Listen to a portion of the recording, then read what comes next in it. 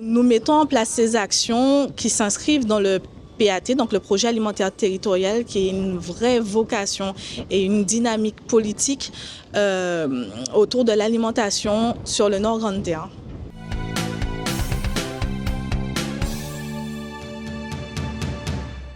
Alors effectivement, aujourd'hui, nous avons organisé la deuxième édition du village ludopédagogique qui s'inscrit dans une action du projet alimentaire territorial intitulée les Journées de l'agrotransformation.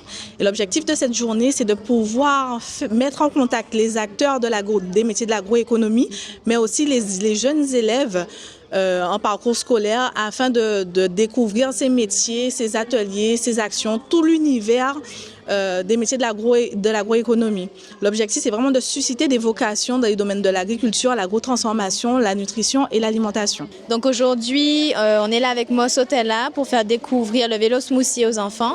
L'idée, c'est de mettre en avant les produits locaux, de leur faire consommer local et surtout de leur garantir des produits qui sont tracés, qui sont bons pour leur santé. Oui, les enfants sont très contents parce qu'on allie l'aspect activité physique avec consommer quelque chose. Donc ils sont contents de voir le fruit de leur travail et voilà, et de faire du vélo. On travaille sur un atelier de vermicompostage. Évidemment, je vais montrer les différents types de vers de terre qu'on trouve en Guadeloupe.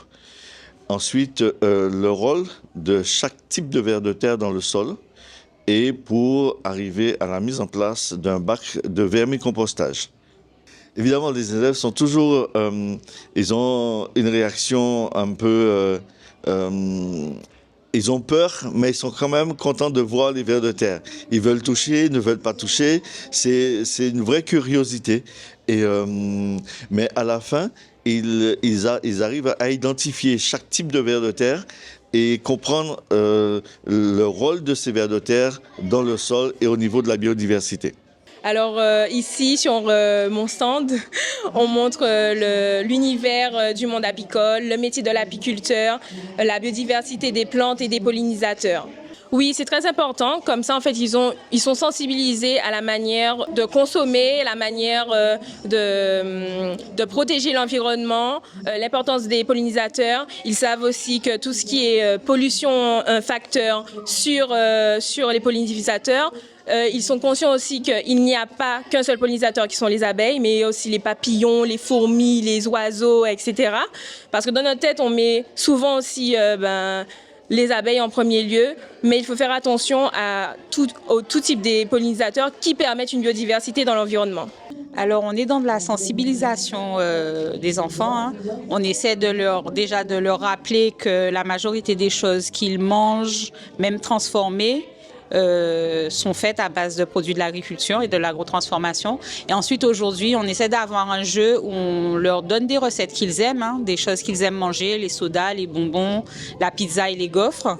Et on essaie de leur inculquer le fait qu'on peut remplacer certains produits des recettes par des produits locaux comme les farines de tubercules ou des produits directement pour qu'ils puissent manger mieux et en mangeant local.